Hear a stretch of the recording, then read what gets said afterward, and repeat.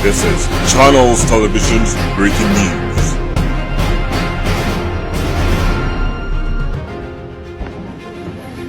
Assalamualaikum warahmatullahi ke rakan-rakan Memendum dan ke bangsa Aceh Memendum.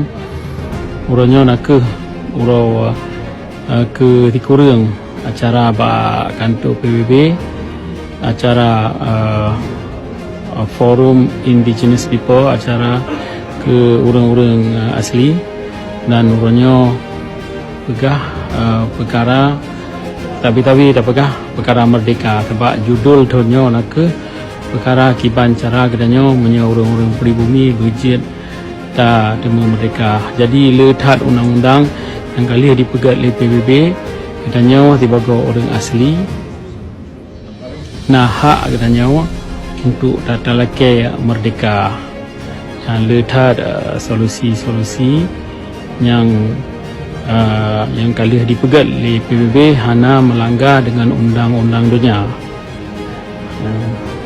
Jadi menyatakannya mbak Indonesia tapi kalian undang-undang dunia yang dipegat oleh dunia mbak awalnya tetap salah, tetap dibegah kedanya teroris dan tetap dibegah kedanya hana hak untuk dialihkan merdeka.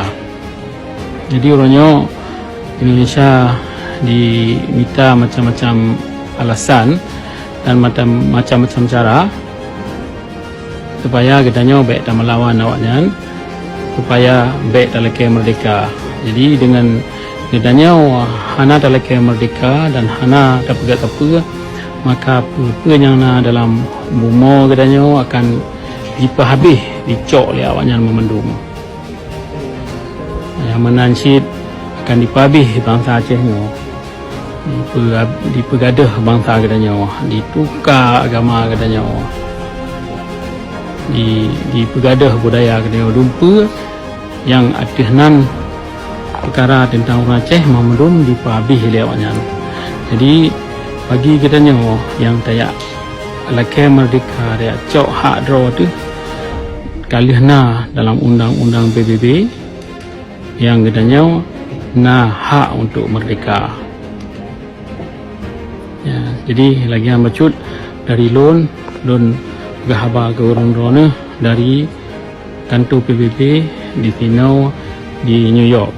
Terima kasih ke rakan-rakan Memendum yang intat pesan ke loan ba TikTok le tak intat pesan karap dikurung persen Memendum pertanyaan jeroh Memendum. Jadi punya hana loan balah atau hana mutemu loan balah laki berkaitan insyaallah untuk panjang-panjang awak akan loan balah.